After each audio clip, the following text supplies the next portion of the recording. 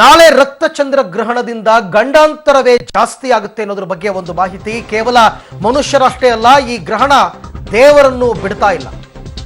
ನಾಳಿನ ರಕ್ತಚಂದ್ರ ಗ್ರಹಣದಿಂದ ಗಂಡಾಂತರವೇ ಜಾಸ್ತಿ. ನರಮಾನವರಷ್ಟೇ ಅಲ್ಲ, ದೇವರಿಗೂ ಕೂಡ ಗ್ರಹಣದ ಬಿಸಿ ಮುಟ್ಟಿದೆ. ಮೊದಲ ಬಾರಿಗೆ ಗವಿ ಗಂಗಾಧರೇಶ್ವರ ಬಂಧಿಯಾಗ್ತಾ ಇದ್ದಾನೆ. ನಾಳೆ 4 ಗಂಟೆ ಶಿವನಿಗೆ ದರ್ಬೆಯ ಬಂಧನವಂತೆ. ಮೊದಲ ಬಾರಿಗೆ ಶಿವನಿಗೆ ಚಂದ್ರಗ್ರಹಣದಿಂದ ದೋಷ ಉಂಟಾಗ್ತಾ ಇದೆ. ಗ್ರಹಣ ಮುಗಿದ ಮೇಲೆ ದೋಷ ಕಳೆಯೋದಕ್ಕೆ ದೊಡ್ಡ ಹೋಮವನ್ನು ಕೂಡ ಮಾಡ್ತಾರೆ. ಕೇವಲ ಗವಿ ಗಂಗಾಧರೇಶ್ವರ ದೇವಸ್ಥಾನ ಮಾತ್ರ ಅಲ್ಲ, ನಾಳೆ ಎಲ್ಲಾ ದೇವಸ್ಥಾನಗಳು ಕೂಡ ಬೆಳಿಗ್ಗೆ 10 ಗಂಟೆಗೆ ಬೀಗ ಹಾಕ್ತಾ ಇವೆ. ತಿರುಪತಿ ತಿಮ್ಮಪ್ಪನ ದೇವಸ್ಥಾನ ಕೂಡ ನಾಳೆ ಬಂದಾಗ್ತಾ ಇದೆ. ಧರ್ಮಸ್ಥಳದಲ್ಲಂತೂ ಮಧ್ಯಾಹ್ನ 2:30ರಿಂದ ರಾತ್ರಿ 9 ಗಂಟೆವರೆಗೆ ದರ್ಶನ ಇಲ್ಲ. ರಾತ್ರಿ 9:30ರಿಂದ 10:30ರವರೆಗೆ ಹೊರಾಂಗಣದಿಂದ ದೇವರ ದರ್ಶನಕ್ಕೆ ವ್ಯವಸ್ಥೆಯನ್ನ ಮಾಡಲಾಗಿದೆ.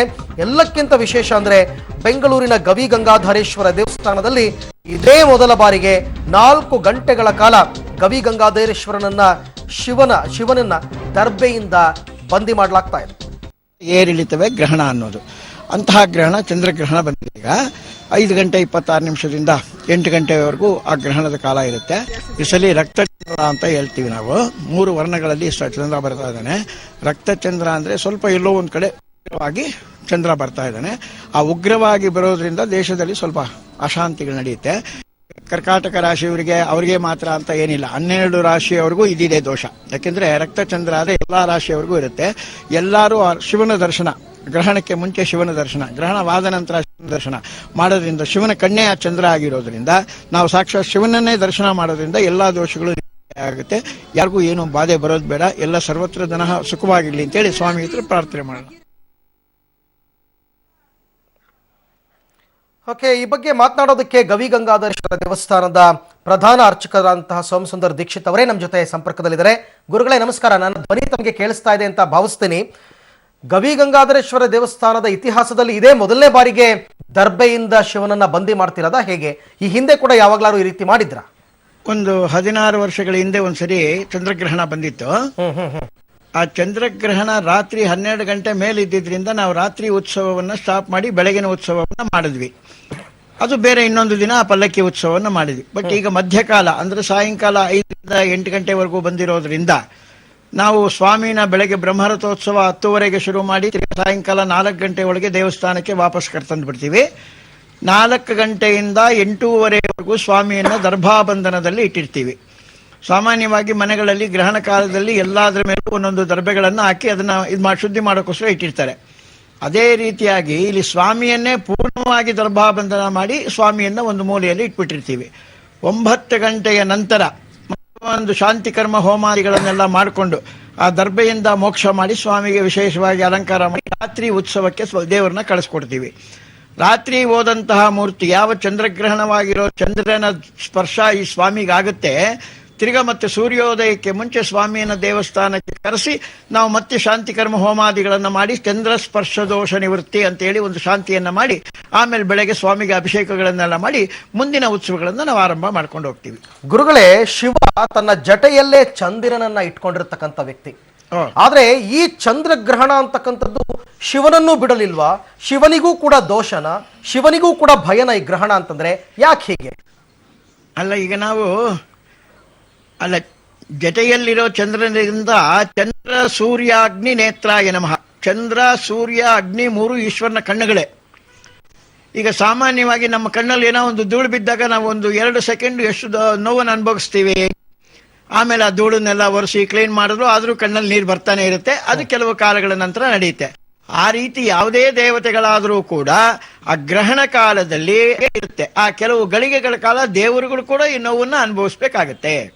ಸಾಮಾನ್ಯವಾಗಿ ಗ್ರಹಣ ಅಂದ ತಕ್ಷಣ ಗ್ರಹಣ ಸ್ಪರ್ಶದಿಂದ ಹಿಡಿದು ಗ್ರಹಣ ಮೋಕ್ಷವಾಗೋ ತನಕ ದೇವಾಲಯಗಳನ್ನ ಬಂದ್ ಮಾಡ್ತಾರೆ. ಭಕ್ತಾದಿಗಳಿಗೆ ದೇವರ ದರ್ಶನ ಇರೋದಿಲ್ಲ. ಈ ಪದ್ಧತಿ ಯಾವಾಗಿಂದ ಗುರುಗಳೇ? ಗ್ರಹಣಕ್ಕೂ ದೇವರಿಗೂ ಗ್ರಹಣದ ಕಿರಣಗಳು ದೇವಸ್ಥಾನದ ಒಳ ಪ್ರವೇಶ ಮಾಡಬಾರದು ಅಂತನ ಏನು?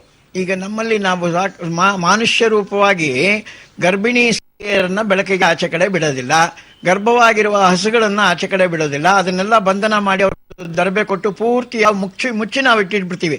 ಆ ಒಂದು ಸ್ಪರ್ಶದ ದೋಷ, ಆ ದರ್ಶನದ ಒಂದು ಗೆರೆ ಕೂಡ ನಮ್ಮ ಮೇಲೆ ಬೀಳಬಾರ್ದು ಅಂತ ನಾವು ಮನುಷ್ಯರಲ್ಲಿ ಇದೊಂದು ಪದ್ಧತಿನ ಅಳವಡಿಸ್ಕೊಂಡಿದ್ದೀವಿ. ಅದೇ ರೀತಿಯಾಗಿ ದೈವಂ ಮಾನುಷ ರೂಪೇಣ, ದೇವರುಗಳನ್ನ ಕೂಡ ನಾವು ಆ ಕಾಲದಲ್ಲಿ ದರ್ಭೆಯನ್ನು ಇಟ್ಟು ಸ್ವಾಮಿಗೆ ಧಾರಾಕಾರವಾಗಿ ಜಲಾಭಿಷೇಕ ಮಾಡ್ತಾ ನಾವು ಜಪಗಳನ್ನ ತಪಗಳನ್ನ ಹೋಮಗಳನ್ನ ಮಾಡೋದು ವೈಶಿಷ್ಟ್ಯತೆ ಇದೆ.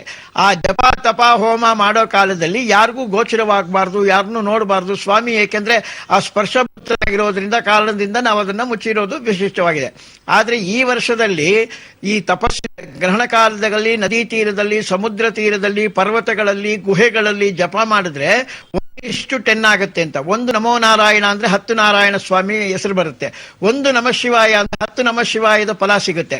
ಆದ್ರಿಂದ ನಮ್ಮ ಗವಿ ಗಂಗಾಧರೇಶ್ವರ ಗವಿ ಒಳಗಿರೋದ್ರಿಂದ ಸ್ವಾಮಿಗೂ ಇಟ್ಟು ದಾರಾಪಾತ್ರೆಯನ್ನು ಅಭಿಷೇಕ ಮಾಡಿಕೊಂಡಿರೋ ಕಾಲದಲ್ಲಿ ಭಕ್ತಾದಿಗಳು ಬಂದು ನಮಃ ಶಿವಾಯವನ್ನು ಹೇಳ್ಕೊಂಡು ಸ್ವಾಮಿಯನ್ನ ಪ್ರದಕ್ಷಿಣೆ ಮಾಡಿ ಹೋದ್ರೆ ಅವ್ರಿಗೂ ಎಲ್ಲ ಪುಣ್ಯ ಯಥೇಚ್ಛವಾಗಿ ಸಿಕ್ಲಿ, ಯಾವ ದೋಷಗಳಿದ್ರು ಎಲ್ಲ ನಿವೃತ್ತಿ ಆಗಲಿ.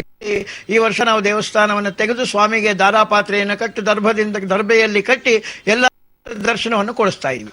ಅಂದ್ರೆ ವಿಶೇಷವಾಗಿ ನಾಳೆ ಶಿವಲಿಂಗಕ್ಕೆ ನೀವು ದರ್ಬೆಯಿಂದ ಬಂಧಿಸಿ ಭಕ್ತಾದಿಗಳಿಗೆ ದೇವರ ದರ್ಶನವನ್ನ ಕೊಡ್ತಾ ಇದ್ದೀರಾ. ದೇವಸ್ಥಾನವನ್ನ ತಾವೇನ್ ನಾಳೆ ಬಂದ್ ಮಾಡ್ತಿಲ್ಲ? ಹಾಗಾದ್ರೆ ನಾಳೆ ಬಂದ್ ಮಾಡ್ತಿಲ್ಲ. ಬ್ರಹ್ಮೋತ್ಸವ ಇರೋದ್ರಿಂದ ನಾವು ಬಂದ್ ಮಾಡ್ತಾ ಇಲ್ಲ.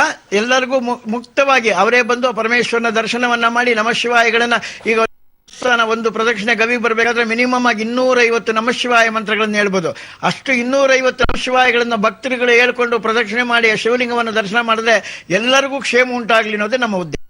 ಇವೆಲ್ಲವೂ ಶಾಸ್ತ್ರದಲ್ಲಿ ಹೀಗೆ ಮಾಡಬೇಕು ಅಂತ ಲಿಖಿತವಾಗಿದೆಯಾ ಗುರುಗಳೇ? ಖಂಡಿತವಾಗ್ಲು ಈ ಗ್ರಹಣ ಕಾಲಗಳಲ್ಲಿ ನದಿ ತಟಾಕದಲ್ಲಿ, ಗುಹೆಗಳಲ್ಲಿ, ಪರ್ವತಗಳಲ್ಲಿ ನಾವು ಏನು ತಪಸ್ಸು ಜಪ ಮಾಡ್ತೀವಿ ಅದು ಬಹಳಷ್ಟು ಪ್ರಾಮುಖ್ಯವಾಗಿರುತ್ತೆ ಅಂತೇಳಿ. ಇವಾಗ ಜನರಲ್ ಆಗಿ ನಾವು ಜಪ ತಪ ಮಾಡ್ತೀವಿ, ಯಾತ್ರೆಗಳಿಗೆ ಹೋಗ್ತೀವಿ, ನದಿ ಸ್ನಾನ ಮಾಡ್ತೀವಿ, ಸಮುದ್ರ ಸ್ನಾನ ಮಾಡ್ತೀವಿ. ಅಲ್ಲಿ ಯಾವ ದೇವರು ಇರ್ತಾರೋ ನಮಃ ಶಿವಾಯ. ಶ್ರೀಕಂಠೇಶ್ವರ ದೇವಸ್ಥಾನ ಅಂದ್ರೆ ನಮಃ ಶಿವಾಯ ಅಂತೀವಿ, ತಿರುಪತಿ ಆದ್ರೆ ನಮೋ ನಾರಾಯಣ ಅಂತೀವಿ. ಇನ್ನೊಂದು ದೇವಸ್ಥಾನಗಳಿಗೆ ಹೋದಾಗ ಆಯಾ ದೇವತೆಗಳ ಹೆಸರುಗಳನ್ನ ನಾವು ಹೇಳ್ಕೊಂಡು ಪೂಜೆ ಎಲ್ಲ ಮುಗಿಸ್ಕೊಂಡು ಬರ್ತೀವಿ. ನಾವು ಎಷ್ಟೇ ಇರ್ತೀವಿ ಅದ್ರಲ್ಲಿ ನಮ್ದು ಎಷ್ಟು ಶ್ರದ್ಧೆ ಇದೆ, ಎಷ್ಟು ನಮ್ ಬೇರೆ ಕಡೆ ಗಮನ ಹೋಗಿದೆ, ಆ ಶ್ರದ್ಧೆ ಆಗಿರುವಂತ ಎಷ್ಟು ಮಂತ್ರ ಅಷ್ಟೇ ಮಾತ್ರ ನಮಗೆ ಪ್ರಸಾದ ಸಿಗುತ್ತೆ. ಆದ್ರೆ ಈ ಗ್ರಹಣ ಕಾಲದಲ್ಲಿ ಒಂದು ಗ್ರಹವನ್ನು ಮತ್ತೊಂದು ಗ್ರಹ ಬಾಧಿಸುವಾಗ ಆ ಬಾಧೆ ಇದ್ದೇ ಇರುತ್ತೆ. ಆ ಬಾಧೆಯ ಕಾಲದಲ್ಲಿ ನಾವು ದೇವರ ಸ್ಮರಣೆಯನ್ನು ಮಾಡುವಾಗ ಪರಮಾತ್ಮ ನಮಗೆ ಅದನ್ನು ಒಲಿಸ್ತಾನೆ, ನಮ್ಗೆ ಅನುಗ್ರಹವನ್ನು ಕೂಡ ಮಾಡ್ತಾನೆ. ಕೆಲವು ಜ್ಯೋತಿಷಿಗಳು ಹೇಳ್ತಾರೆ 4 ರಾಶಿಯವರಿಗೆ ಇದರಿಂದ ಅಂದ್ರೆ ಈ ಗ್ರಹಣದಿಂದ ಅನಿಷ್ಟ ಫಲ, 4 ರಾಶಿಯವರಿಗೆ ಮಿಶ್ರ ಫಲ, ಇನ್ನು ಉಳಿದ 4 ರಾಶಿಯವರಿಗೆ ಶುಭ ಫಲ ಅಂತ. ಆದ್ರೆ ತಾವು ಮಾತನಾಡ್ತಾ ಹೇಳ್ತಾ ಇದ್ರಿ ಗುರುಗಳೇ, ಇದು ಎಲ್ಲ 12 ರಾಶಿಯವರೆಗೂ ಕೂಡ ಅಶುಭನೇ ಅಂತ. ಇದು ಹೇಗೆ, ಯಾವ ಲೆಕ್ಕಾಚಾರ ಗುರುಗಳೇ ಇದು?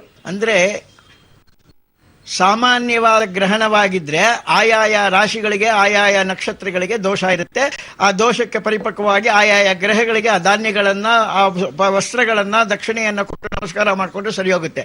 ಆದ್ರೆ ಈಗ ಬಂದಿರೋದು ರಕ್ತಚಂದ್ರ ಗ್ರಹಣ. ಸ್ವಾಮಿ ಚಂದ್ರ ರಕ್ತಾಕಾರವಾಗಿ ಎಲ್ಲರಿಗೂ ಕಾಣಿಸ್ತಾನೆ ಅನ್ನೋವಾಗ 27 ನಕ್ಷತ್ರಗಳು 12 ರಾಶಿಗಳಿಗೂ ಇದರ ಎಫೆಕ್ಟ್ ಇದೆ. ಓಕೆ ಗುರುಗಳೇ, ಸೋಮಸುಂದರ ದೀಕ್ಷಿತ್ ಗವಿ ಗಂಗಾಧರೇಶ್ವರ ದೇವಸ್ಥಾನದ ಪ್ರಧಾನ ಅರ್ಚಕರು ನಮ್ಮ ಜೊತೆ ಲೈವ್ ಅಲ್ಲಿ ತನಕ. ಧನ್ಯವಾದ ಗುರುಗಳೇ, ಸಾಕಷ್ಟು ಮಾಹಿತಿಯನ್ನು ಕೊಟ್ಟಿದ್ದೀರಾ ತಮಗೆ ಪಬ್ಲಿಕ್ ಟಿವಿ ವತಿಯಿಂದ. ಸೊ ನಾಳೆ ಈ ಒಂದು ವಿಶೇಷವಾದ ವಿಚಾರ, ಎಲ್ಲಾ ದೇವಸ್ಥಾನಗಳು ನಾಳೆ ಬಂದ್ ಆಗ್ತಾ ಇದೆ. ಆದ್ರೆ ಗವಿ ಗಂಗಾಧರೇಶ್ವರ ದೇವಸ್ಥಾನ ಚಂದ್ರಗ್ರಹಣದ ಸಂದರ್ಭದಲ್ಲೂ ಓಪನ್ ಇರುತ್ತೆ. ಲಿಂಗವನ್ನ ದರ್ಬೆಯಿಂದ ಸುತ್ತಿ ಭಕ್ತಾದಿಗಳಿಗೆ ಒಂದು ದರ್ಶನ ಕೊಡ್ತಾರೆ ಅಂತಕ್ಕಂಥದ್ದು.